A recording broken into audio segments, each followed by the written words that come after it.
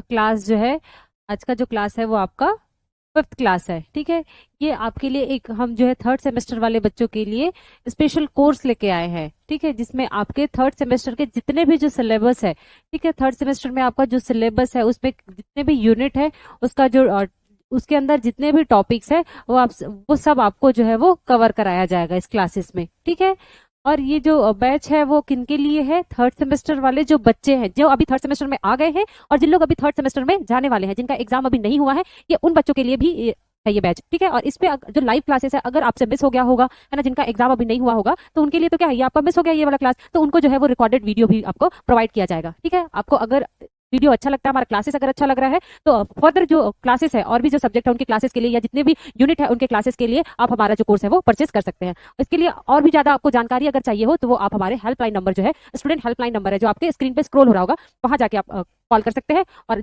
आपको जो भी इन्फॉर्मेशन चाहिए हो वहां से आप ले सकते हैं। ठीक है, तो ये आपका गोल्डन बैच जो है वो बेटा किन के लिए है? सिर्फ और सिर्फ आपका थर्ड सेमेस्टर वाले बच्चों के लिए अभी हमने लॉन्च करा है। ठीक है, इसमें सारे सब्जेक्ट थर्ड सेमेस्टर में जितने भी सब्जेक्ट आएंगे, चाहे वो आपके एडल्ट हेल्थ हो, आपके फार्मा है, पैथो है, ठीक है, इन्फेक्शन कंट्रोल है, सभी सब्जेक्ट जो है आपको पढ़ाया जाएगा। ठीक है, चलिए। ठीक है, और इसमें आपका जो सिलेबस है, सिलेबस के अकॉर्डिंग ही क्या किया जाएगा, आपको पढ़ाया जाएगा कि उस सिलेबस में कितने आपके यूनिट है, और यूनिट में जो टॉपिक है वो कितना है ना, कितना है, और आपके जो सब टॉपिक्स है सबको कवर कराया जाएगा, एक भी टॉपिक आपका छूटेगा नहीं। ठीक है, और ये जो क्लासेस है वो आपके यूनिवर्सिटी एग्जाम के पैटर्न में ही है कि कितना जो है वो पूछा जाता है, कौन से पैटर्न में पूछा जाता है, और हम ये भी बताएंगे साथ साथ कि आपके जो यूनिट है, मान लो आप यूनिट नंबर 1 जो है वो डिस्कस कर रहे हैं, तो यूनिट नंबर 1 में कौन सा टॉपिक है वो एग्जाम के लिए इंपॉर्टेंट है। ठीक है, और ये कितने मार्क्स में आ सकता है, तो ये भी हम जो है आपको बताएंगे, और उसको कैसे लिखना है तो वो भी आपको बताया जाएगा। ठीक है, तो चलिए हम स्टार्ट करते हैं आज का क्लास जो है आपका इन्फेक्शन, आपका हॉस्पिटल एक्वायर्ड इन्फेक्शन। तो इस सेशन में हमने ऑलरेडी देख लिया था इन्फेक्शन के बारे में। ठीक है, हॉस्पिटल एक्वायर्ड इन्फेक्शन क्या है वो भी हमने देख लिया था कि हॉस्पिटल एक्वायर्ड जो इन्फेक्शन है, मनीष सिंघानिया जो है, गुड इवनिंग। ठीक है, तो इसमें हमने हॉस्पिटल एक्वायर्ड इन्फेक्शन के बारे में डिस्कस किया। क्या है हॉस्पिटल एक्वायर्ड इन्फेक्शन, वो हमने देख लिया था। ठीक है, और फिर हमने उसके बाद क्या देखा था आपका कि इसका जो हॉस्पिटल एक्वायर्ड इन्फेक्शन है, ठीक है, ये आपका कॉजेज क्या क्या है, कि कौन कौन से ऐसे रीजन है ना, जिसकी वजह से हॉस्पिटल एक्वायर्ड इन्फेक्शन कॉज करता है, वो हमने डिस्कस किया था प्रीवियस क्लास में। और प्रीवियस क्लास में हमने ये भी डिस्कस किया था जिसमें आपका सोर्स है, ठीक है, ऑफ इन्फेक्शन, इन्फेक्शन के सोर्स क्या क्या है जिससे हॉस्पिटल एक्वायर्ड इन्फेक्शन जो है वो फैल रहा है, ये हमने डिस्कस करा था। ठीक है, इसमें बहुत सारे हमने देखा था, इंडोजेनस सोर्स, एक्सोजेनस सोर्स, आपके विजिटर्स वगैरह है ना, आपके मेडिकल इंस्ट्रूमेंट है, इसके थ्रू आपका जो है इन्फेक्शन कॉज कर रहा है। इसके बाद हमने देखा था आपका types of hospital acquired infection, कौन कौन से टाइप का हॉस्पिटल एक्वायर्ड इन्फेक्शन है, तो हमने 5 टाइप्स जो है वो देखा था, जिसमें यूरिनरी ट्रैक्ट इन्फेक्शन के बारे में हमने डिटेल जो है वो डिस्कस किया था। ठीक है, अब कौन कौन सा टाइप्स है, तो पहला था आपका यूरिनरी ट्रैक्ट इन्फेक्शन, आपका सर्जिकल साइट इन्फेक्शन था, ब्लड स्ट्रीम इन्फेक्शन है, और आपका रेस्पिरेटरी इन्फेक्शन है, एंड गैस्ट्रोइंटेस्टाइनल इन्फेक्शन के बारे में हम जो है देखे थे। ठीक है, जिसमें से डिटेल हमने करा था आपका यूरिनरी ट्रैक्ट इन्फेक्शन के बारे में। जो बच्चे इन्होंने क्लास अगर अटेंड नहीं किया है, तो वो हमारे प्रीवियस वीडियो में जाके इसका जो क्लास है वो देख सकते हैं कि आपका हॉस्पिटल एक्वायर्ड इन्फेक्शन होता क्या है, इसका सोर्स क्या है, इसका कॉजेस क्या है। ठीक है, ये हमने डिस्कस कर लिया है बेटा, इन्फेक्शन के बारे में भी हमने डिस्कस ऑलरेडी कर लिया है, तो आप अगर नहीं देखे हो तो आप प्रीवियस वीडियो जो है वो आप देख सकते हो, वहां से आपको मिल जाएगा। ठीक, चलिए आज हम क्या पढ़ने वाले हैं, types of hospital acquired infection, जिसमें हमने यूटीआई जो है वो डिस्कस कर लिया है। आज हम क्या पढ़ेंगे, types of types of hospital acquired infection, hospital acquired infection के कौन कौन से टाइप्स है, जिसमें हमने कल क्या देखा था आपका जो है वो डिस्कस किया था कि यूटीआई के बारे में हमने डिस्कस कर लिया था। ये आपका पहला टाइप है, यूरिनरी ट्रैक्ट इन्फेक्शन जो है हॉस्पिटल एक्वायर्ड इन्फेक्शन का मोस्ट कॉमन क्या है आपका इन्फेक्शन है जो देखने को मिलता है, तो पहला हमने डिस्कस कर लिया था। आज हम इसमें डिस्कस करेंगे सेकंड जो है वो है आपका सर्जिकल साइट इन्फेक्शन। ठीक है, आज का जो टॉपिक है ये आपका सर्जिकल साइट इन्फेक्शन, की सर्जिकल साइट इन्फेक्शन क्या क्या है, ये आपका एक टाइप है। ठीक है, थर्ड क्या है था आपका कि किस और कौन सा टाइप है जो देखने को मिलता है हॉस्पिटल एक्वायर्ड इन्फेक्शन में, तो आपका ब्लड स्ट्रीम इन्फेक्शन भी आपका देखने को मिलता है। क्या है आप ब्लड स्ट्रीम इन्फेक्शन। ठीक है, ब्लड स्ट्रीम इन्फेक्शन जो ब्लड में होने वाला इन्फेक्शन है, वो जो है वो हॉस्पिटल में कॉमन है। रेस्पिरेटरी इन्फेक्शन भी हॉस्पिटल में जनरली देखने को मिलता है, ये आपका एक मोस्ट कॉमन इन्फेक्शन है, रेस्पिरेटरी इन्फेक्शन। ठीक है, और कौन सा इन्फेक्शन है वो देखने को मिलता है आपका गैस्ट्रोइंटेस्टाइनल इन्फेक्शन, गैस्ट्रोइंटेस्टाइनल।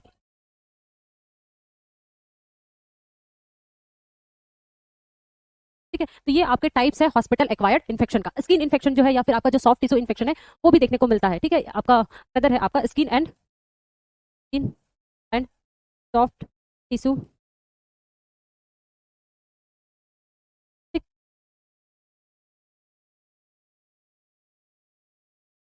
ठीक, तो है आपका सर्जिकल साइट इन्फेक्शन, इसको हम डिटेल में डिस्कस करेंगे। ठीक, पहला है आपका, सॉरी सेकंड है आपका सर्जिकल साइट इन्फेक्शन। सेकंड क्या है? सर्जिकल साइट इन्फेक्शन, इसी को हम लोग बोलते हैं SSIS। ठीक है, तो सर्जिकल साइट इन्फेक्शन क्या होता है? तो सर्जिकल साइट नाम से ही पता चल रहा है कि जहां पे सर्जरी हुआ है उस एरिया में क्या हो रहा है, अगर इन्फेक्शन कॉज कर रहा है तो उसको हम लोग क्या बोल रहे हैं? सर्जिकल साइट इन्फेक्शन बोला जा रहा है ना। और इसके जो रीजन है वो बहुत सारे रीजन हो सकता है भाई सर्जिकल साइट इन्फेक्शन होने का। तो सर्जिकल साइट इन्फेक्शन क्या होता है?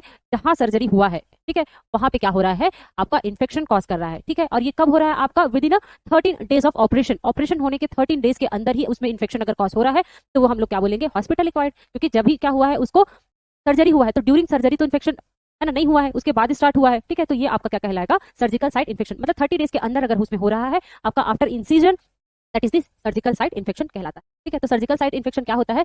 सर्जरी आपका जहां पे क्या हुआ है, site of surgery, site of surgery, और इंसिजन जहां पे क्या हुआ है, इंसिजन हुआ है, सर्जरी या फिर इंसिजन हुआ है, उसको हम लोग क्या बोलेंगे? सीजन। ठीक है, ठीक। ये आपका क्या कहलाएगा? सर्जिकल आपका साइट ऑफ इन्फेक्शन कहलाता है कि जहां पे सर्जरी हुआ है या आपका इंसिजन हुआ है उसी एरिया में क्या हो रहा है, इन्फेक्शन अगर कॉज हो रहा है, ऑकर हो रहा है, वो आपका कहलाएगा। और ये कब हो रहा है आपका? With in 30 days after incision. Incision होने के 30 डेज के अगर अंदर क्या हो रहा है, इन्फेक्शन कॉज कर रहा है, दैट इज दी आपका हॉस्पिटल एक्वायर्ड इन्फेक्शन। अब ये कैसे पता करोगे भाई कि उसको हॉस्पिटल एक्वायर्ड इन्फेक्शन हुआ है? तो इसके डायग्नोसिस क्या है कि हम कैसे पता करेंगे? तो इसके डायग्नोसिस, डायग्नोसिस हम कैसे करेंगे कि उसको हॉस्पिटल एक्वायर्ड इन्फेक्शन हुआ है? तो क्लिनिकल साइन जो है वो दिखाई देगा। तो उस एरिया में रेडनेस हो जाएगा, स्वेल्ड अप हो जाएगा, जहां पे सर्जरी हुआ है, इंसिजन हुआ है उस एरिया, वहां का जो वुंड है उसमें इन्फेक्शन है, इसलिए पस जो है वो आपका फ्लूइड जो है वो लीक आउट होगा, पस आएगा और उसमें से फाउल स्मेल आने लगेगा। ठीक है, तो उससे हमको क्या पता चलेगा कि आपका इन्फेक्शन की वजह से है। और डायग्नोसिस क्या करेंगे? तो हम वुंड कल्चर करते हैं। ठीक है, तो इसके लिए क्या किया जाएगा? जो आपका वुंड कल्चर, ठीक है, जहां जो भी फ्लूइड वहां से लीक आउट हो रहा है, फ्लूइड लीक आउट है, उसको हम कर सकते हैं, है ना। पस जो है उसको भी क्या किया जा सकता है? एग्जामिन किया जा सकता है कि कौन सा बैक्टीरिया, वायरस या फंगस जो है आपका उसमें प्रेजेंट है। तो इससे हमको पता चल जाएगा, कल्चर करके देखेंगे तो इन्फेक्शन की वजह से ही क्या हो रहा है, आपका फ्लूइड जो है वो लीक आउट हो रहा है। ठीक है, तो क्या क्या जो पैथोजेंस है, जो सर्जरी जो साइट है उसमें इन्फेक्शन कॉज करता है, तो आपका स्टेफाइलोकोकस ऑरस। कॉमन पैथोजेंस क्या क्या है? Common pathogens. है। अगर किसी को बेटा क्लासेस जो है नहीं समझ में आ रहा होगा, है ना, तो वो आप जो है पूछ सकते हैं। कहीं पे समझ हो सकता है कोई टॉपिक है बहुत फास्ट चल रहा हो या स्लो हो गया हो, है ना, या समझ नहीं आया हो, तो आप जो है पूछ सकते हैं। ठीक है, चलिए हम क्या देख रहे हैं? आपका सर्जिकल साइट इन्फेक्शन। तो हमने क्या देखा कि सर्जिकल साइट इन्फेक्शन क्या है, वो हमने देख लिया कि जहां पे सर्जरी हुआ है या कोई भी इंसिजन अगर हुआ है, कट अगर हुआ है, तो उस एरिया में क्या हो रहा है, आपका इन्फेक्शन कॉज कर गया। तो उसको हम पता कैसे करेंगे? तो वो वुंड है उसको हम क्या करेंगे? टिश्यू लेके कल्चर करके देखेंगे, या जो फ्लूइड है उसको हम क्या करेंगे? जो भी फ्लूइड जो है वो क्या हो रहा है, वहां से लीक आउट हो रहा है, तो उसको भी क्या किया जाता है? एग्जामिन किया जाता है, एग्जामिनेशन। ठीक है, तो उससे उसका भी कल्चर करके देखेंगे, तो उससे भी हमको पता चल जाएगा कि आपका कौन सा टाइप का पैथोजन है उसमें प्रेजेंट है। ठीक है, तो ये है आपका डायग्नोस्टिक इवोल्यूशन की कैसे हम पता करेंगे। तो कॉमन पैथोजेंस, कोई तो पैथोजेंस होगा जो क्या करेगा, मोस्टली सभी टाइप के पैथोजेंस है वो क्या कर सकता है, इंसिजन में आपका इन्फेक्शन कॉज कर सकता है। बट उसमें भी कोई मोस्ट इंपॉर्टेंट होगा, है ना, जो ज्यादा कॉमन है, जो ज्यादातर इन्फेक्शन कॉज करता है, तो वो है आपका स्टेफाइलोकोकस ऑरस। ठीक है,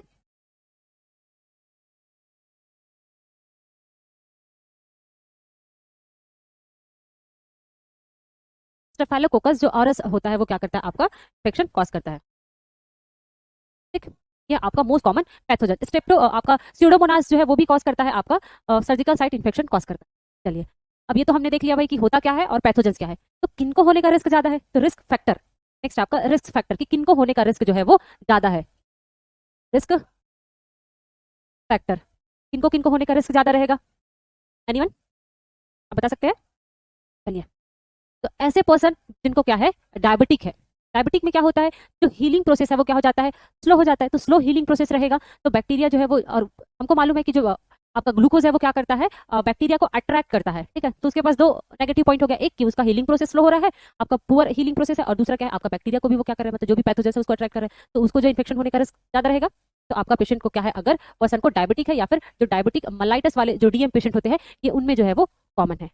ठीक है, और लॉन्ग सर्जरी जो ड्यूरेशन है सर्जरी का, अगर वो बहुत लंबे समय तक चला है ना, मान लो 24 घंटे का है या 48 घंटे का अगर सर्जिकल प्रोसीजर है, तो उस ऐसे पर्सन भी हाईली ससेप्टेबल होते हैं। क्यों? क्योंकि आपका जो टाइम है वो ज्यादा लग रहा है, तो एनवायरमेंट में ऑलरेडी क्या है, बैक्टीरिया एंड वायरस प्रेजेंट है ना, जो भी माइक्रो ऑर्गेनिज्म है वो प्रेजेंट है, तो वो अंदर जा सकता है। ठीक है, टाइम जितना ज्यादा टाइम लगेगा तो पर्सन का इम्यूनिटी भी क्या होता जाएगा, वीक होगा, क्योंकि वो क्या है, आपका हमने क्या दिया रहता है उसको, एनेस्थीसिया वगैरह दिए हैं। ठीक है, तो ऐसे पर्सन भी हाईली ससेप्टेबल होता है long duration surgery, long duration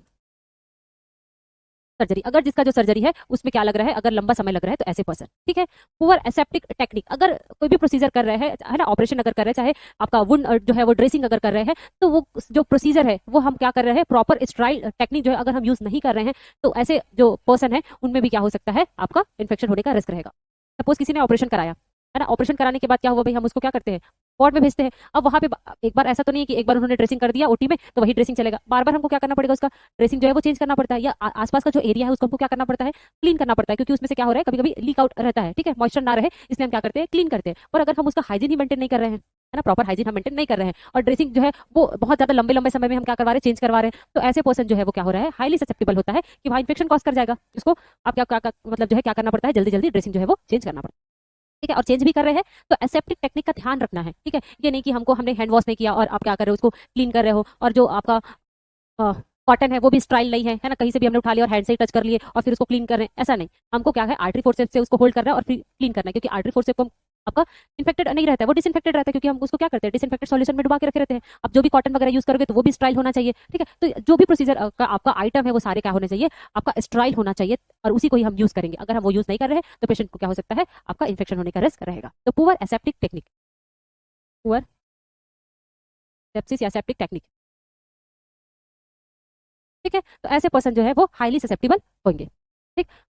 चलिए, ये था आपका रिस्क फैक्टर कि किन में आपका इंसिजन साइट पे इन्फेक्शन होने का रिस्क ज्यादा है, कैसे इसको हम प्रिवेंट कर सकते हैं, कुछ तो इसका प्रिवेंशन होगा, how to prevent that. Next है आपका प्रिवेंशन, कि कैसे कैसे हम इसको प्रिवेंट कर सकते हैं, तो इसका क्या प्रिवेंशन है भाई, ठीक। तो इसके प्रिवेंशन क्या क्या है, कैसे कैसे हम इसको प्रिवेंट कर सकते हैं। तो पहला है आपका एंटीबायोटिक प्रोफाइलैक्सिस। पेशेंट को आपका ऑपरेशन करने से पहले क्या दिया जाता है, प्री ऑप एंटीबायोटिक, ठीक है। ऑपरेशन से पहले उसको क्या किया जाता है, एंटीबायोटिक जो है वो दिया जाता है, ताकि हमारे बॉडी की जो इम्यूनिटी है वो क्या हो सके, स्ट्रांग हो, और अगर धोखे से कहीं से इन्फेक्शन वगैरह हो गया तो वो तुरंत ही क्या हो जाए, आपका न्यूट्रलाइज हो जाए। इसीलिए क्या किया जाता है, प्री ऑपरेटिव उसको एंटीबायोटिक जो थेरेपी है या प्रोफाइलैक्सिस जो है वो दिया जाता है, ठीक है। तो पहला ये तो हो गया भाई कि हम क्या कर रहे हैं, प्री ऑप क्या कर रहे हैं, उसको एंटीबायोटिक्स, ठीक है, प्रोफाइलैक्सिस जो है वो दिया जाता है, ठीक है, प्रोफाइलैक्सिस।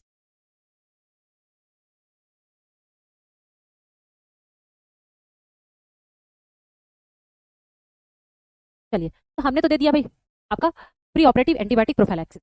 और कैसे प्रिवेंट कर सकते हैं, आपका जो भी सर्जिकल प्रोसीजर है जो हम कर रहे हैं, टेक्निक वो कैसा होना चाहिए, स्ट्राइल होना चाहिए। होता है कि पेशेंट डॉक्टर क्या है, ऑपरेशन थिएटर में है, ऑपरेट कर रहे हैं, तो उनको जो भी आर्टिकल चाहिए तो हम वो कैसे देते हैं, डायरेक्ट हैंड से टच करके तो नहीं देते, वो भी क्या रहता है, आपका होल्डर आता है जिससे हम आर्टिकल होल्ड करते हैं और फिर डॉक्टर को क्या करते हैं, देते हैं। और जो उन्होंने यूज कर लिया उसको हम क्या करते हैं, दूसरे ट्रे में जो है वो रखा जाता है, उसी में नहीं रखते, वापस से वो भी डिसइंफेक्ट हो सकता है। तो जो स्ट्राइल टेक्निक है उसका अगर हम यूज कर रहे हैं तो उससे क्या हो सकता है, हम प्रिवेंट हो सकते हैं सर्जिकल साइट इन्फेक्शन से। तो ये कब करना है, ड्यूरिंग सर्जरी, स्ट्राइल सर्जिकल टेक्निक, ठीक है।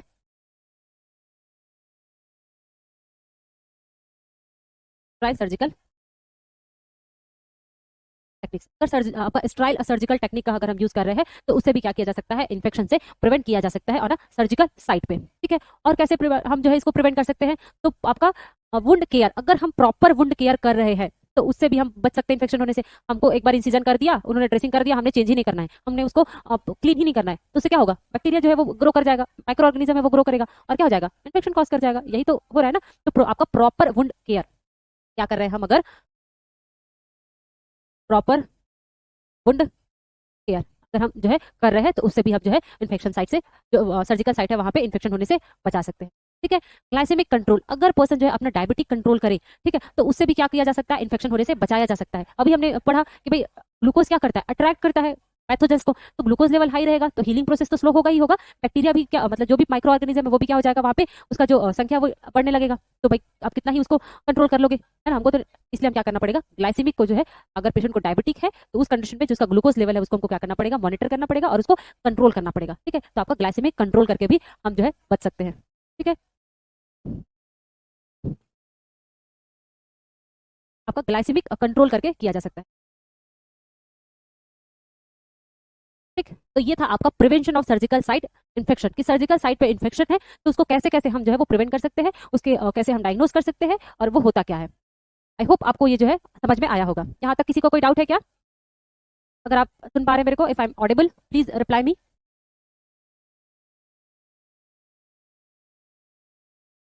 चलिए अब हम देखते हैं आपका। मनीष, यहाँ तक समझ में आया बेटा आपको? यहाँ तक किसी को कोई डाउट है?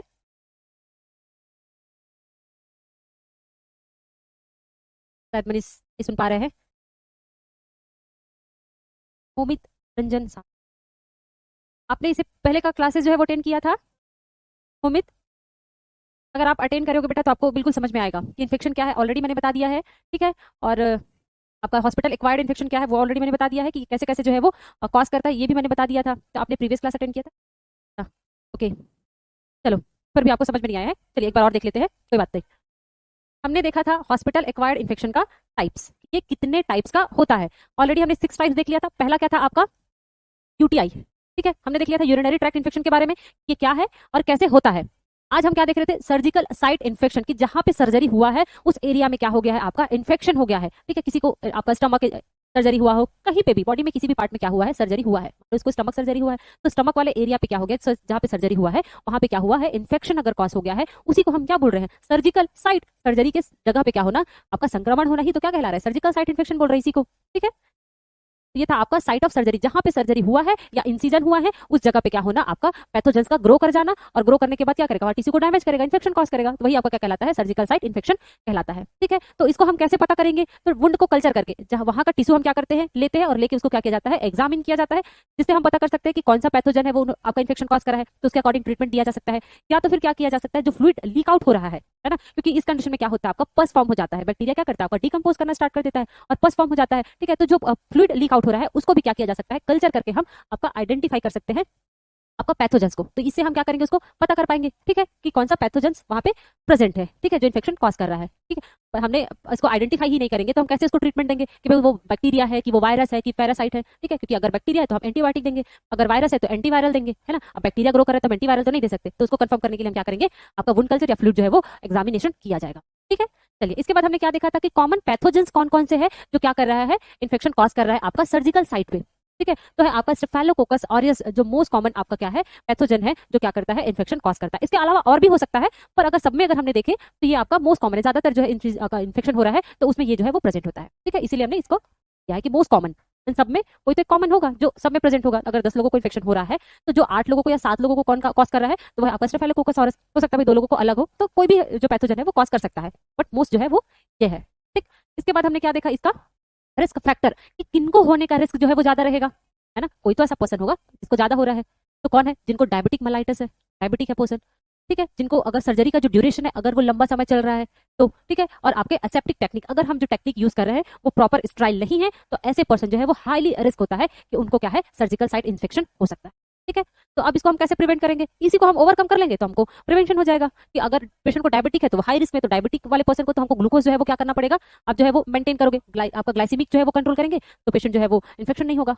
ये अट्रैक्ट कर रहा था ग्लूकोज। ठीक है, और क्या था आपका? कि आपका जो सेप्टिक टेक्निक जो है अगर हम इसको यूज कर ले, ठीक है, तो प्रॉपर स्टराइल अगर सर्जिकल टेक्निक हम यूज कर ले तो उससे भी बच सकते हैं, इन्फेक्शन होने से बचाया जा सकता है। और कैसे बचा सकते हैं? कि आप पेशेंट को क्या कर रहे हैं? सर्जरी से पहले, प्री ऑप का मतलब होता है सर्जरी से पहले उसको अगर हम एंटीबायोटिक प्रोफाइलैक्सिस अगर दे रहे हैं तो वो क्या करेगा? इम्यूनिटी उसका बूस्ट कर देगा, है ना, पैथोजन से लड़ जाएगा। तो ये अगर हम दे रहे हैं तो भाई उससे और बचा जा सकता है। ठीक, चलिए, तो ये था इसका प्रिवेंशन। और आपका प्रॉपर वुंड केयर होने के बाद भी हमको क्या करना है? बार बार उसका केयर जो है वो करते रहना है, ताकि वहां पे माइक्रो ऑर्गेनिज्म जो है वो आपका ग्रो ना कर पाए। ठीक है, अगर वहां का एरिया अगर मॉइस्ट लग रहा है तो हम भाई उसको ड्राई रखेंगे, ठीक है, ताकि बैक्टीरिया ग्रो ना करे। तो हमको प्रॉपर जो है वो केयर करना है, टाइम टू टाइम उसको वुंड जो है वो चेंज करना है, जो ड्रेसिंग है वो चेंज करना है, प्रॉपर क्लीनिंग करना है। ठीक है, और जो डेड टिश्यू है जब वुंड जो है आपका क्लीन कर रहे हैं तो वो भी हमको रिमूव करना है। ये नहीं कि हमने सिर्फ जो है वो आपका ड्रेसिंग को हटाया और वुंड को हमने क्लीन ही नहीं किया, वापस से डाल दिया आपका मेडिसिन, और वो तो जो डेड टिश्यू है वो उसको भी हमको क्या करना पड़ेगा? आपका क्लीन करना पड़ेगा। ठीक है, वॉश करना पड़ेगा, उसके बाद ही हम क्या करेंगे? ड्रेसिंग जो है वो अप्लाई करेंगे। तो वो होता है आपका प्रॉपर वुंड केयर। ठीक है, मोहित रंजन अभी आया बेटा समझ में? आया समझ में आपको हॉस्पिटल आपका सर्जिकल साइट इन्फेक्शन क्या है?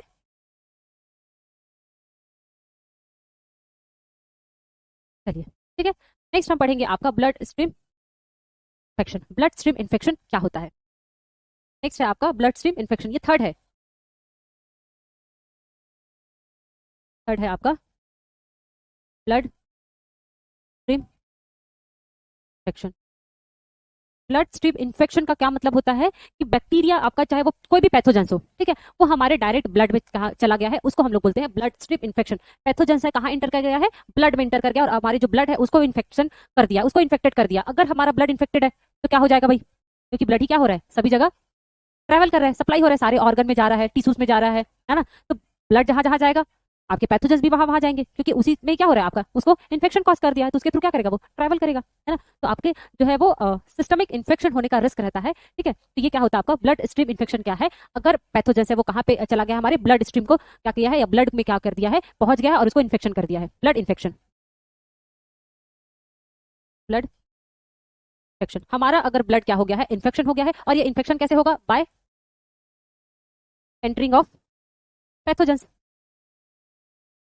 ठीक है। पैथोजेंस क्या हो गया, हमारे ब्लड में इंटर किया, और इंटर करने के बाद उसको इन्फेक्टेड कर दिया, इन्फेक्शन कॉज कर दिया है, तो वही आपका क्या कहलाता है, ब्लड स्ट्रीम इन्फेक्शन कहलाता है, ठीक है। ब्लड इन्फेक्शन या इन्फेक्ट है ना, इन्फेक्टेड ब्लड क्या बोल सकते हैं, ठीक।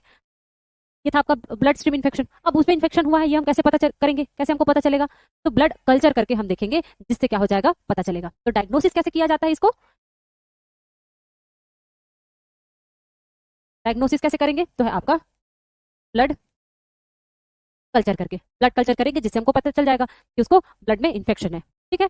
चलिए नेक्स्ट देखते हैं हम लोग आपके कॉमन पैथोजेंस, कौन कौन से पैथोजन है जो क्या कर रहा है, आपका ब्लड स्ट्रीम इन्फेक्शन कॉज कर रहा है। तो आपका स्टेफाइलोकोकस ऑरिस, ठीक है, स्टेफाइलोकोकस ऑरियस जो होता है वो मोस्ट कॉमन पैथोजन होता है, जो क्या कर रहा है, आपका इन्फेक्शन कॉज कर रहा है। तो कॉमन पैथोजेंस क्या है, कॉमन पैथोजेंस, कौन कौन सा कॉमन पैथोजेंस है भाई, तो आपका स्टेफाइलोकोकस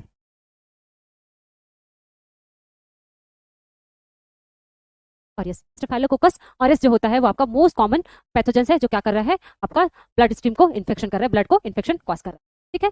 चलिए ये आपका कॉमन पैथोजेंस। अब हमने क्या देखते हैं इसके बाद, रिस्क फैक्टर, कि किनको होने का रिस्क ज्यादा रहेगा, है ना। कोई तो ऐसे पर्सन होंगे कि हो रहा है, सभी को तो नहीं हो रहा है, किसी पर्टिकुलर लोगों को ही हो रहा है, तो किनको ये होने का रिस्क ज्यादा है। तो नेक्स्ट देखते हैं रिस्क फैक्टर, नेक्स्ट है आपका रिस्क फैक्टर, किसको किसको हो रहा है अब, तो जिसको सेंट्रल वेन कैथेटर लगा है, सेंट्रल लाइन जिसको लगा है, तो सेंट्रल लाइन कहाँ लग रहा है, हमारे डायरेक्ट आर्टरी में जा रहा है ना आपके, तो सेंट्रल लाइन जो है, सॉरी आपका डायरेक्ट जो है वो लगता है, ठीक। तो सेंट्रल लाइन ऐसे लगा है पर्सन, तो वो लोग हाईली ससेप्टेबल होते हैं कि उनको ब्लड जो है वो इन्फेक्टेड हो जाए, है ना। और किनको होने का रिस्क है, कि ऐसे पर्सन जिनको क्या है, आपका इम्यून जो है उसका कॉम्प्रोमाइज्ड है, इम्यूनो सप्रेस है, इसका इम्यूनिटी वीक है, ऐसे पर्सन भी क्या होंगे, हाईली ससेप्टेबल होंगे, ठीक है।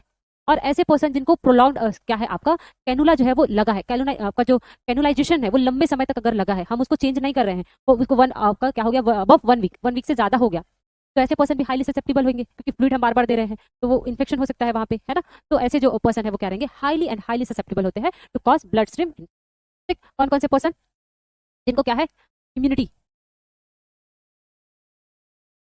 वीक है, कमजोर है जिसका, ठीक है। और क्या है, जिसको आपका जो सेंट्रल लाइन जो लगा है वो क्या है आपका, तो ऐसे पर्सन, सेंट्रल लाइन वाले पर्सन, ठीक है। और central catheter, catheter, central catheter अगर किसी को लगा है, तो ऐसे पर्सन भी क्या है, हाईली ससेप्टेबल होते हैं, ठीक है। और क्या है, पुअर मेंटेनेंस, अगर हम इसको क्या कर रहे हैं, प्रॉपर मेंटेन नहीं कर रहे, क्लीन नहीं कर रहे हैं, ठीक है, तो ऐसे पर्सन भी क्या है, हाईली ससेप्टेबल होते हैं, ठीक है। आपका पुअर हैंडलिंग, प्रॉपर हम हैंडलिंग नहीं कर पा रहे हैं, ठीक है, तो उसके वजह से। चलो ये थे आपके highly and highly susceptible person. अब इसको हम प्रिवेंट कैसे कर सकते हैं, जब आप इंसर्ट कर रहे हो तो यूज ऑफ प्रॉपर स्ट्राइल टेक्निक, आप चाहे वो आईवी लगा रहे हो, आपका कैनुला लगा रहे हो, चाहे आप सेंट्रल लाइन लगा रहे हो, तो उसको क्या करना है, हमको प्रॉपर क्या करना है, स्ट्राइल टेक्निक का यूज करना है, अप्रोप्रिएट टेक्निक यूज नहीं करना है। प्रिवेंशन नेक्स्ट है आपका, प्रिवेंशन, कि हम इसको कैसे कैसे प्रिवेंट करेंगे, ठीक है। Use of स्ट्राइल technique, use of sterile technique, चाहे वो आप सेंट्रल लाइन लगा रहे हो, चाहे आप कैनुला लगा रहे हो, नॉर्मल कैनुला हो, चाहे वो सेंट्रल लाइन हो, सेंट्रल लाइन या फिर कैनुलाइजेशन, ठीक है, आपका जो नॉर्मल कैनुलाइजेशन है, चाहे वो आपका सेंट्रल लाइन हो, ठीक है, सेंट्रल कैथेटर, ठीक, सेंट्रल कैथेटर। तो इससे हम क्या कर सकते हैं, प्रिवेंट कर सकते हैं आपके ब्लड स्ट्रीम को इन्फेक्टेड होने से, ठीक है। और कैसे भाई हम प्रिवेंट कर सकते हैं, आपका हैंड हाइजीन, जब भी आप क्या कर रहे हो, कोई भी प्रोसीजर कर रहे हो, तो उस टाइम पे हम क्या कर रहे हैं, हैंड हाइजीन जो है वो मेंटेन करेंगे, ठीक है। और क्या करेंगे, जो ड्रेसिंग है वो हम क्या करेंगे, बार बार चेंज करेंगे, रेगुलर चेंज आपका ड्रेसिंग, रेगुलर ड्रेसिंग, ठीक है। क्या कर रहे हैं, जो ड्रेसिंग है उसको क्या कर रहे हैं, रेगुलर बेसिस पे क्या कर रहे हैं, अगर चेंज कर रहे हैं, रेगुलर ड्रेसिंग चेंजेस, ठीक है। बार बार हम उसको क्या कर रहे हैं, है ना, रेगुलर बेसिस पे चेंज कर रहे हैं, तो उस कंडीशन में क्या कर सकते हैं हम लोग, जो है ब्लड को इन्फेक्शन होने से बचा सकते हैं, ठीक है। और आपका अननेसेसरी जो लाइंस है, कभी कभी क्या होता है कि कई लोग अपने कन्वीनियंट के अकॉर्डिंग क्या कर देते हैं कि आपका हैंड जो है अनदर जो कैनुलाइजेशन है वो नहीं करके सीधे सीधे क्या कर देते हैं, सेंट्रल लाइन लगा दिया, है ना। तो ऐसा नहीं करना है, अननेसेसरी जो लाइंस है वो हमको क्या करना है, अवॉइड करना है, अननेसेसरी कैनुलाइजेशन जो है उसको हमको क्या करना है, अवॉइड करना है, ठीक। अवॉइड अननेसेसरी, अवॉइड अननेसेसरी आपका कैनुलाइजेशन,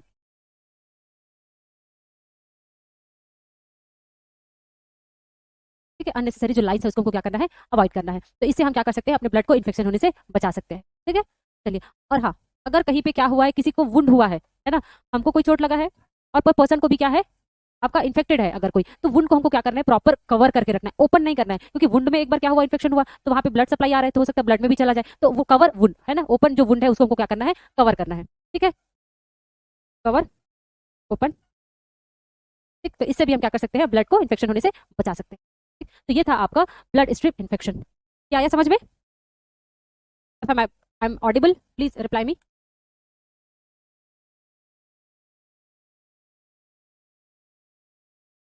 चलिए, नेक्स्ट हम पढ़ेंगे आपका रेस्पिरेटरी इन्फेक्शन, ठीक।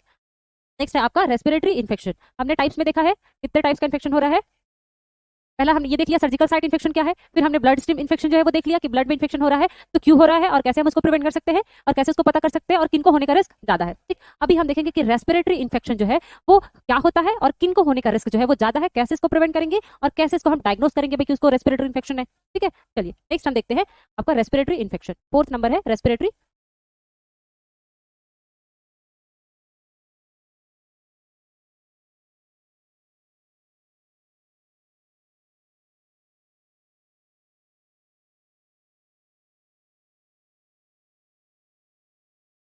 नेक्स्ट टाइप है आपका respiratory infection, hospital acquired infection का ये क्या है, आपका मोस्ट कॉमन टाइप है, ठीक है। आपका रेस्पिरेटरी इन्फेक्शन क्या होता है, रेस्पिरेटरी इन्फेक्शन तो हमारे जो लंग्स है उसमें क्या हो जाता है, इन्फेक्शन कॉज कर जाता है, उसको हम लोग बोल रहे हैं रेस्पिरेटरी इन्फेक्शन। आपके रेस्पिरेटरी ट्रैक, चाहे वो ट्रकिया में हो, ठीक है, चाहे लंग्स हो, ठीक है, लंग्स में सब कवर हो जाता है, ठीक। तो लंग्स में क्या हो गया, अगर इन्फेक्शन हो गया है उसको हम लोग क्या बोल रहे हैं, रेस्पिरेटरी इन्फेक्शन बोला जा रहा है, ठीक है। लंग इन्फेक्शन, आपका lung infection, lung infection, lungs में अगर इन्फेक्शन हो गया है तो वो आपका क्या कहलाता है, लंग आपका रेस्पिरेटरी इन्फेक्शन कहलाता है। कैसे इसको पता करेंगे, तो इसको डायग्नोसिस कर सकते हैं, तो कैसे इसको डायग्नोसिस करेंगे भाई,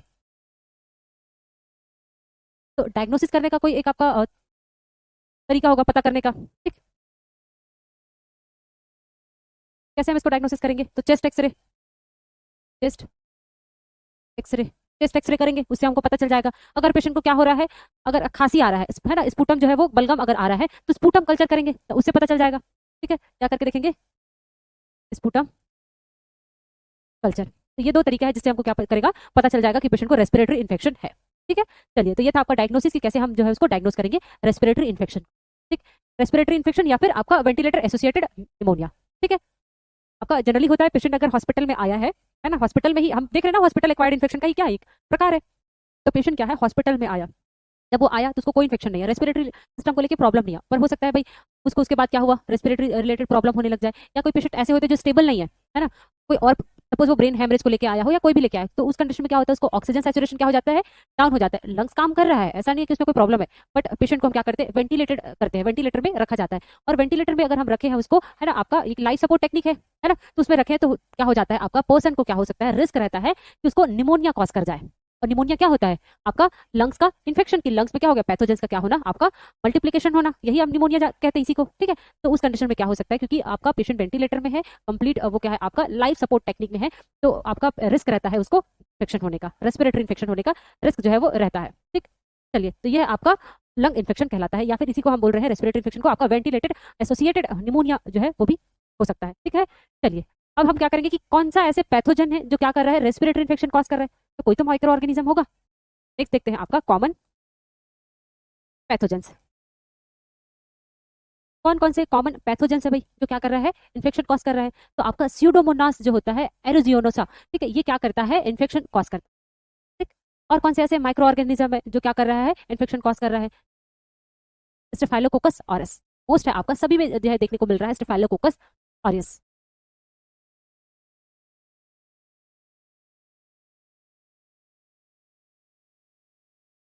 ठीक। ये आपके मोस्ट कॉमन क्या है, पैथोजेंस है जो क्या कर रहा है, इन्फेक्शन कॉज कर रहा है, ठीक है। आपका स्यूडोमोनास भी क्या करता है, कॉज करता है, ठीक, स्यूडोमोनास, स्यूडो,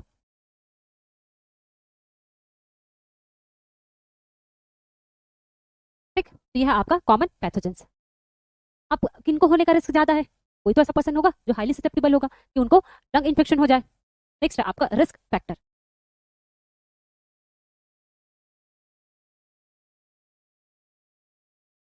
चलिए, किनको होने का रिस्क ज्यादा है, तो ऐसे पर्सन जो क्या है आपके वेंटिलेशन में है, और वेंटिलेशन में भी कब से है, बहुत लंबे समय से अगर पर्सन जो है वो वेंटिलेशन में है, तो उन लोगों को क्या है आपका वेंटिलेटेड एसोसिएटेड निमोनिया या फिर लग आपका इन्फेक्शन होने का रिस्क जो है वो ज्यादा रहता है, ठीक है। प्रोलॉन्ग्ड, ठीक है, अगर प्रोलॉन्ग वेंटिलेटर यूज कर रहा है या वेंटिलेशन में है पेशेंट, ठीक है, तो ventilation not a ventilator, ventilation, ठीक है, प्रोलॉन्ग वेंटिलेशन में है पेशेंट, तो ऐसे पर्सन जो है वो क्या रहेंगे आपके हाईली एंड हाईली ससेप्टेबल होता है टू कॉज लंग इन्फेक्शन, ठीक। अगर पेशेंट क्या है इनएडिक्वेट ओरल हाइजीन मेंटेन कर रहे हैं, पेशेंट क्या है वेंटिलेटेड नहीं है, उसका लंग्स काम कर रहा है, सही है, ऑक्सीजन भी वो ले पा रहा है, पर पेशेंट क्या है अभी हो सकता है अनकॉन्सियस हो, या कई पेशेंट ऐसे होते हैं जिन लोग क्या कर रहे हैं हम लोग अनेबल है वो अपना जो है वो डेली एक्टिविटी, कॉन्सियस है, हो सकता है स्पाइनल इंजरी हुआ हो, है ना, तो वो क्या है अनेबल है टू डू देयर आपका बेसिक जो आपका नीड्स है या बेसिक जो रूटीन है वो भी वो क्या नहीं कर पा रहा है, अनेबल है, तो हम उसका ओरल केयर नहीं कर पा रहे हैं, है ना, तो उस कंडीशन में क्या हो जाएगा, माउथ में क्या हो जाएगा, बहुत सारे बैक्टीरिया एंड वायरस जो है वो क्या हो जाएगा, ग्रो करने लगेगा, और वो क्या होगा आपके ट्रैकिया के थ्रू क्या कर जाएगा, एंटर कर जाएगा लंग्स में, और क्या कर देगा पूरे रेस्पिरेटरी ट्रैक को इन्फेक्शन कर देगा, तो है आपका इनएडिक्वेट ओरल केयर, तो पर्सन जो है वो ओरल केयर नहीं कर रहा है, तो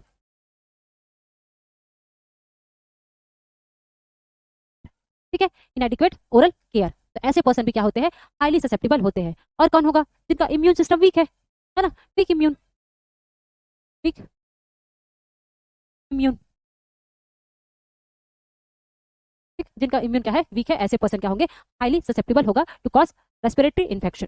चलिए नेक्स्ट देखते हैं हम आपका प्रिवेंशन की कैसे हम इसको प्रिवेंट कर सकते हैं। नेक्स्ट है आपका प्रिवेंशन,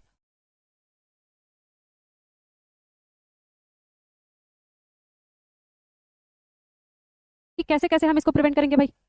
तो पहला आपका एलिवेटेड हेड, अगर हेड हम एलिवेटेड करेंगे, ठीक है, तो ऑक्सीजन अच्छा आएगा, है ना, उससे भी किया जा सकता है। एक है आपका पेशेंट का हम ओरल जो केयर है वो क्या कर रहे हैं, हम ओरल केयर अगर दे रहे हैं, हाइजीन मेंटेन कर रहे हैं, ओरल हाइजीन अगर हम मेंटेन कर रहे हैं, तो उससे भी क्या होगा रेस्पिरेटरी इन्फेक्शन से हम बचा सकते हैं, है ना। और हेड एलिवेटेड अगर करके रहे हैं तो उसको ब्रीथिंग जो है वो इंप्रूव हो जाएगा, ब्रीथिंग इंप्रूव हो जाएगा तो पेशेंट को वेंटिलेटर में जो है वो हो सकता है नहीं हो नीड, है ना, ऑक्सीजन थेरेपी अगर हम दे रहे हैं और अगर उसका पोजीशन जो है वो प्रॉपर अगर हम कर रहे हैं, एलिवेटेड हेड अगर कर रहे हैं, तो हो सकता है पेशेंट को ब्रीथिंग जो है इंप्रूव हो जाए और वेंटिलेटर से वो क्या हो जाएगा, हट जाएगा, तो वेंटिलेटर से हटेगा तो रिस्क कम हो जाएगा, है ना, इससे भी हम प्रिवेंट कर सकते हैं आपका रेस्पिरेटरी इन्फेक्शन होने से। और तो प्रिवेंशन है आपका ओरल केयर, अगर हम ओरल केयर प्रोवाइड कर रहे हैं पेशेंट को तो क्या हो जाएगा, उसको रिस्क जो है वो बचाया जा सकता है। अगर कोई पेशेंट है जिसको क्या है सिक्रेशन बहुत ज्यादा आ रहा है, ट्रैकेस्टोमी वगैरह हुआ है, और हम प्रॉपर जो है उसको सक्शनिंग नहीं कर रहे हैं, है ना, तो उससे भी क्या हो जाएगा, उसको इन्फेक्शन हो जाता है। तो अगर प्रॉपर सक्शनिंग टेक्निक अगर हम यूज कर रहे हैं, स्ट्राइल जो प्रोसीजर है वो अगर हम यूज कर रहे हैं, ठीक है, अप्लाई कर रहे हैं, तो उससे भी क्या किया जा सकता है, रेस्पिरेटरी इन्फेक्शन होने से बचाया जा सकता है। सिक्रेशन हमने निकाल दिया तो सिक्रेशन निकल जाएगा, तो इन्फेक्शन होने का रिस्क क्या हो जाएगा, कम हो जाएगा। तो प्रॉपर सक्शनिंग करने से भी रेस्पिरेटरी इन्फेक्शन को प्रिवेंट किया जा सकता है, ठीक है, प्रॉपर सक्शनिंग, ठीक है, प्रॉपर अगर हम सक्शन कर रहे हैं, सक्शनिंग अगर प्रोवाइड कर रहे हैं पेशेंट को, तो उससे भी क्या हो सकता है, प्रिवेंट किया जा सकता है, ठीक है। एलिवेटेड हेड, अभी मैंने बताया कि हेड को अगर हम एलिवेटेड करते हैं, है ना, तो उससे हो सकता है उसका जो क्या है आपका जो सेचुरेशन लेवल है वो इंक्रीज हो जाएगा, ब्रीथिंग पैटर्न है वो इंप्रूव हो जाएगा, ब्रीथिंग पैटर्न इंप्रूव होगा तो पेशेंट को वेंटिलेशन में रहने का नीड पड़ेगा, है ना। यह आपका पोजिशन,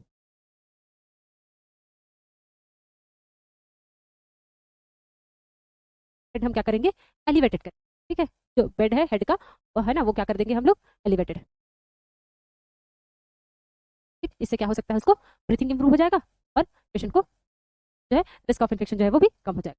तो ये था आपका रेस्पिरेटरी इन्फेक्शन, जिससे क्या किया जा सकता है, सक्शनिंग का मतलब होता है बेटा कि और कई ऐसे पेशेंट होते हैं जिनको क्या है, स्पूटम ज्यादा आता है, मतलब जो है बलगम जो है, जब हम खांसते हैं तो क्या आता है बाहर, बलगम आता है, तो बलगम जो है वो क्या हो जाता है, जमा हो जाता है, और पेशेंट इतना एबल नहीं होता है कि वो उसको क्या कर पाए, जो है वो खांसी के थ्रू निकाल पाए, क्योंकि वो उसका प्रोडक्शन है वो बहुत ज्यादा हो रहा है। तो हम क्या करते हैं, हमारे पास एक होता है सक्शनिंग मशीन होता है, ठीक है, तो मशीन से क्या करना, स्पूटम को बाहर निकालना, सक आउट करना, इसी को सक्शनिंग बोला जाता है, स्पूटम को बाहर निकालना, और कुछ नहीं है आपका, स्पूटम को बाहर निकालना, रिमूव स्पूटम। स्पूटम को क्या कर देते हैं, रिमूव कर देते हैं, इसी को बोलते हैं सक्शनिंग। ठीक। और ये अलग अलग होता है कि या तो हम सक्शन करके निकाल सकते हैं, मतलब मशीन आता है उससे उसको आपका इवाकुएट कर सकते हैं, एक तरह का आपका बोलो मतलब इवाकुएट किया जा सकता है, रिमूव किया जा सकता है। वैक्यूम आता है ना, तो वैक्यूम क्या करता है, उसको खींच के बाहर निकालता है, तो ये उसी के सिद्धांत पे ये भी काम करता है, वो क्या करता है, बलगम को क्या कर देता है, आपका इवाकुएट कर देता है, सकिंग है ना, सक आउट कर देता है, बाहर निकाल देता है, तो उसी को प्रोसेस को हम लोग बोलते हैं सक्शनिंग। हेड एलिवेटेड का मतलब क्या होता है, हेड एलिवेटेड का मतलब होता है कि पेशेंट जो है वो सुपाइन पोजीशन में लेटा है, मान लो अगर ये पोजीशन जो है वो सुपाइन पोजीशन है, तो ये क्या किया, बेड को हम क्या करते हैं, उठा देते, यहाँ के पेशेंट का हेड है इधर है ना, वो लेटा हुआ है, इधर हेड करके लेटा है, अगर इधर हेड करके लेटा तो हमने क्या किया, इसको एलिवेटेड कर दिया, उठा दिया ऊपर, ठीक है, इससे क्या हो जाएगा, हमारा जो ब्रीथिंग जो पैटर्न है वो क्या होता है, इंप्रूव होता है, ठीक है, तो हो सकता है उसको थोड़ा मोड़ा क्या है, ब्रीथिंग प्रॉब्लम है ना, और अगर सक्शनिंग की वजह हमने सक्शनिंग कर दिया तो और बेड को भी एलिवेटेड कर दिया, तो उसको ब्रीथिंग है वो इंप्रूव हो जाएगा, और ब्रीथिंग इंप्रूव होगा तो उसको वेंटिलेटर पे रहने का नीड नहीं पड़ेगा, और नीड नहीं रहेगा तो रिस्क जो है वो क्या हो जाएगा, कम हो जाएगा। आया सक्शनिंग का मतलब और हेड एलिवेटेड का मतलब समझ में।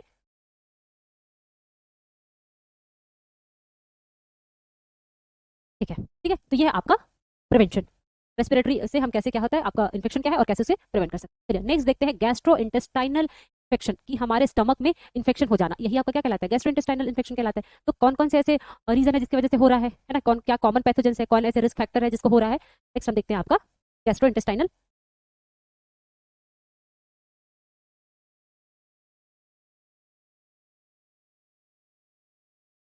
फिफ्थ है आपका gastro infection.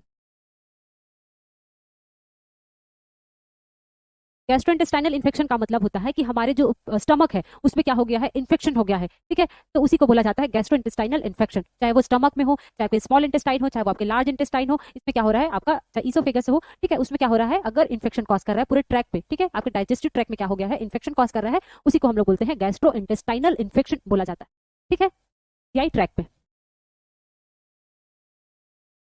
Infection of stomach और small and large intestine, that is the gastrointestinal infection.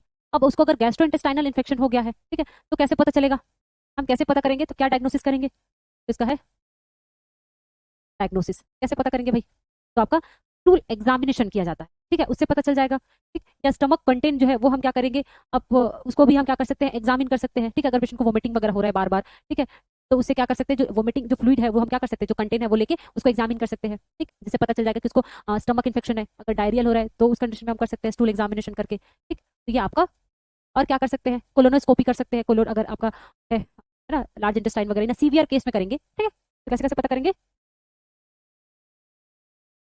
Stool test करके, या फिर स्टमक जो कंटेंट है उसको एग्जामिन करके, ठीक है, स्टमक कंटेंट या फिर वोमिट जो फ्लूइड रहता है वो हम क्या कर सकते हैं, उसको एग्जामिन कर सकते हैं, ठीक है, तो आपका स्टूल टेस्ट आता है, ठीक है, और फ्लूइड एग्जामिनेशन। चलिए, कौन कौन सा पैथोजन है जो क्या कर रहा है, आपका गैस्ट्रोइंटेस्टाइनल इन्फेक्शन कॉज कर रहा है, तो आपका अगर एंडोजेनस सोर्स हुआ तो इकोलाई जो है वो आपका गैस्ट्रोइंटेस्टाइनल इन्फेक्शन कॉज कर सकता है, क्लॉस्ट्रीडियम जो है वो क्या करता है, इन्फेक्शन कॉज करता है, ठीक है, आपका क्लॉस्ट्रीडियम डेफिसाइल जो होता है वो क्या करता है, आपका एक इन्फेक्शन क्रिएट कर देगा, इन्फेक्शन कॉज कर देगा, ठीक। नेक्स्ट देखते हैं रिस्क फैक्टर, इनको होने का रिस्क जो है वो ज्यादा होता है, तो आपके ऐसे कौन से पर्सन जिन लोगों को एल्डर है, बहुत ज्यादा एज है, ओल्ड एज वाले पर्सन, क्यों, क्योंकि उनका इम्यून क्या है, ठीक है, या ऐसे पर्सन जिन लोग क्या कर रहे हैं, इम्यूनो सप्रेसेंट अगर मेडिसिन ले रहे हैं, ठीक है, या ऐसे पर्सन जिन लोग क्या कर रहे हैं, अगर हाइजीन मेंटेन नहीं कर रहे हैं, ओरल हाइजीन वगैरह मेंटेन नहीं कर रहे हैं, या अगर जो है कंटामिनेटेड फूड का अगर कंजप्शन कर रहे हैं, तो ऐसे पर्सन जो है वो क्या रहेंगे, हाईली ससेप्टेबल होता है कि उनको जो है गैस्ट्रोइंटेस्टाइनल जो इन्फेक्शन जो है वो हो सकता है, ठीक है। चलिए नेक्स्ट देखते हैं हम लोग, इसमें क्या है, हमने देखा कि डायग्नोसिस कैसे करेंगे, देन है आपका कॉमन पैथोजेंस,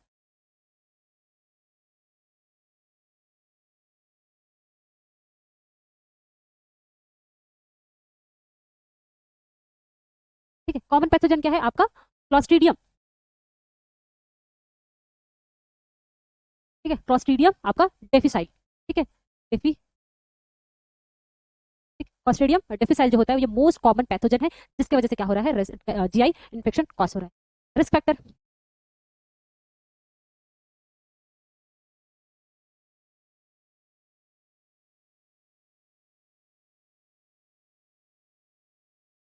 किनको होने का रिस्क ज्यादा रहेगा भाई? तो ऐसे पर्सन जिनको क्या है, आपका स्टमक सर्जरी हुआ है, ठीक, जीआई सर्जरी, जीआई ट्रैक पे अगर सर्जरी हुआ है, गैस्ट्रोइंटेस्टाइनल सर्जरी हुआ है, तो ऐसे पर्सन हाईली ससेप्टेबल होंगे, क्योंकि वुंड अगर हो गया तो बैक्टीरिया सीधे आपके सिस्टम में चला जाएगा और वो उसको क्या कर देगा, इन्फेक्शन कॉज कर देगा। और जिनका क्या है, आपका ओरल केयर मेंटेन नहीं कर रहे हैं, ओरल केयर अगर वो क्या कर रहे हैं, मेंटेन नहीं कर रहे हैं, ठीक है, तो ऐसे पर्सन होंगे। और एल्डर है ना, या फिर इम्यून जिनका वीक है, वीक इम्यून, वीक इम्यूनिटी, इस पर्सन का इम्यूनिटी क्या है, अगर वीक है, तो ऐसे पर्सन को क्या हो सकता है, आपका जीआई इन्फेक्शन जो है वो हो सकता है, ठीक है। आपका कंटामिनेटेड फूड, अगर कोई पर्सन है जो क्या कर रहा है, कंटामिनेटेड,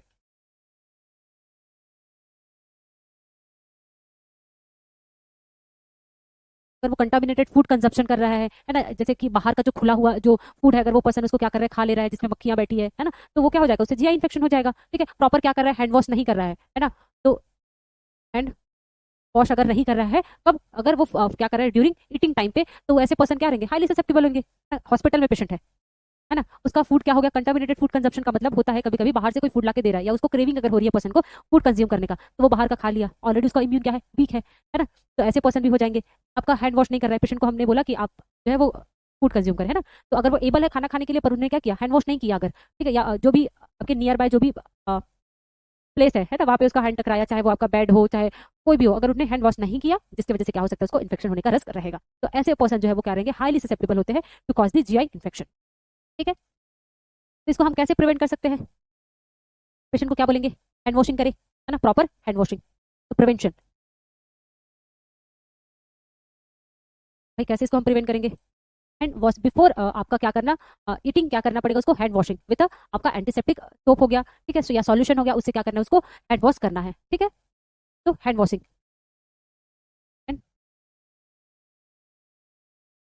बिफोर मील, खाना खाने से पहले उसको क्या करना पड़ेगा, हैंड वॉश करना पड़ेगा, तभी हम क्या कर सकते हैं, उससे जो है वो बच सकते हैं। और to avoid contaminated food, to avoid या ओपन फूड, अगर हमने फूड को ओपन करके रख दिया है बहुत लंबे समय से, है ना, मतलब खाने के तुरंत पहले ही उसको क्या करना है, हमको ओपन करना है और उसको खाना है, हमने ओपन करके रख दिया, उसको कवर ही नहीं किया, है ना, तो उस कंडीशन में क्या होगा, ऑलरेडी वो मॉइस्ट है, फूड है, तो वहाँ पे क्या हो जाएगा, इन्वायरमेंट का बैक्टीरिया उसमें ग्रो कर लेगा, है ना, तो उस कंडीशन में क्या हो जाएगा, हमको इन्फेक्शन हो जाएगा, तो उसको क्या करना पड़ेगा, अवॉइड करना पड़ेगा, टू अवॉइड ओपन फूड या फिर कंटामिनेटेड फूड, ठीक है। तो इससे भी क्या हो जाएगा, आपका बच सकते हैं, ठीक है। हमारा इन्वायरमेंट है, हॉस्पिटल में क्या होता है, इन्वायरमेंट है, बहुत सारे आपके अलग अलग पेशेंट है, तो सबका वेस्ट निकलेगा, अगर हमने उसको क्या किया, क्लीन नहीं किया, इन्वायरमेंट को क्लीन नहीं किया, वो वहीं पे कुछ कचरा डाल दिया, कोई और कचरा डाल दिया, क्योंकि पेशेंट क्या है, ऑलरेडी उसका इम्यून वीक है, वो आपका थका हुआ है, तो उसको चल के जाने में दिक्कत है ना, वो नहीं जाना चाहेगा, तो वो इधर ही फेंक दिया, हमने उसको डस्टबिन अगर प्रोवाइड नहीं किया, तो कचरा कहाँ डालेगा, वही डाल देगा। और हम उसको कंटिन्यू सब आपका क्या नहीं करवा रहे, क्लीन नहीं करवा रहे, या डस्टबिन अगर है वो भर गया है बहुत ज्यादा, हम उसको क्लीन नहीं करवा रहे, तो क्या होगा, इन्फेक्शन है वो इन्वायरमेंट में आएगा, इन्वायरमेंट से पेशेंट में आ जाएगा, है ना। तो वो क्या है, आपका इन्वायरमेंट जो है वो क्लीन करना पड़ेगा, तब हम क्या कर सकते हैं, जो है इन्फेक्शन से बच सकते हैं, जीआई इन्फेक्शन से। तो क्लीन इन्वायरमेंट, इन्वायरमेंट जो है वो आप क्या कर रहे हो, प्रॉपर क्लीन कर रहे हैं, तो इससे क्या हो सकता है, हम बच सकते हैं। फूड जहाँ कुक कर रहे हैं, तो वहाँ का एरिया भी क्या होना चाहिए, आपका क्लीन होना चाहिए। अनहाइजीनिक एरिया में अगर हम क्या कर रहे हैं, खाना अगर पका रहे हैं, या अनहाइजीनिक तरीके से अगर हम खाना बना रहे हैं, तो उससे भी क्या होगा, क्योंकि वो हम बनाने के वक्त ही अगर हाइजीन मेंटेन नहीं कर रहे हैं, तो फूड भी हाइजीनिक होगा क्या, नहीं होगा। फूड हाइजीनिक नहीं है तो पेशेंट को क्या हो जाएगा, जीआई इन्फेक्शन हो जाएगा, ठीक है। चलिए, और हाँ, एक और हो सकता है कि प्रॉपर कुक्ड करना है फूड को, अगर कच्चा कच्चा हमने दे दिया, या आधा पका हुआ भोजन अगर हमने दे दिया पेशेंट को, तो क्या हो गया, वो प्रॉपर कुक ही नहीं हुआ है, तो उसका जो माइक्रो ऑर्गेनिज्म है वो क्या होगा, किल नहीं हो जाए, किल नहीं होगा, क्योंकि कुछ माइक्रो ऑर्गेनिज्म ऐसा होता है, हीट रेजिस्टेंट होता है, तो थोड़े से में वो क्या होता है, मरता नहीं है, तो उसके लिए हमको अच्छे से कुक कर, ओवर कुक नहीं करना है कि उसका न्यूट्रिएंट ही खत्म हो जाए, पर उसको एटलीस्ट प्रॉपर कुक करके देना है, पका के देना है। कच्चा रहेगा तो उसमें बैक्टीरिया रहेगा, ठीक है, तो वो भी क्या करेगा, आपका इन्फेक्शन कॉज कर देगा, तो उससे भी क्या हो सकता है, उसको इन्फेक्शन हो जाएगा। तो उस आपका अगर हम फूड को क्या करेंगे, प्रॉपर कुक करेंगे, तो उससे भी क्या हो सकता है, जीआई इन्फेक्शन होने से बचा सकते हैं, ठीक है। और आपका फूड जहाँ पे बन रहा है वो एरिया भी कैसा होना चाहिए, आपका हाइजीन होना चाहिए, ठीक है। चलिए, तो इससे हम क्या कर सकते हैं, बचा सकते हैं। तो ये था आपका जीआई इन्फेक्शन, ठीक। कल की क्लास में हम पढ़ेंगे आपका skin and soft tissue infection पढ़ेंगे, ठीक है, एंड मोड ऑफ ट्रांसमिशन वगैरह है वो कैसे होता है, ये भी हम क्या करेंगे, डिस्कस करेंगे बेटा। तो अभी का क्लास समझ में आया है, का फिफ्थ नंबर का डेमो क्लास है। आज का जो डेमो क्लास है वो आपका फिफ्थ है, एक जो है जिसमें हमने पूरा सिलेबस जो है बेटा डिस्कस किया था। एक जो दिन था वो आपका टेक्निकल इशू होने की वजह से हमने जो क्लास है वो प्रॉपर नहीं ले पाए थे। तो अगर मोटा मोटी देखें तो आज का जो क्लास है वो आपका फोर्थ नंबर का क्लास है। एक क्लास जो स्किप कर दिए थे हम क्योंकि टेक्निकल प्रॉब्लम था, ठीक। तो आज का जो क्लास है आपका फोर्थ क्लास है। एक में हमने पूरा पूरा सिलेबस डिस्कस करा हुआ है कि कितने आपका यूनिट्स है और उस यूनिट में कौन कौन सा टॉपिक है, क्या क्या है, वो हमने इन जनरल ओवरव्यू जो है वो देखा था, ताकि आपको सिलेबस के बारे में आइडिया हो जाए कितने यूनिट है, उसमें क्या क्या है। ठीक है, अगर आपके पास सिलेबस अब नहीं होगा तो उसलिए हमने क्या किया था, सिलेबस जो है वो डिस्कस करा था। ठीक है, चलिए, तो थैंक यू बेटा, आज की क्लास जो है यहीं पे खत्म करते हैं। ठीक है, नेक्स्ट मिलेंगे अगली क्लास में, तब तक के लिए बाय बाय।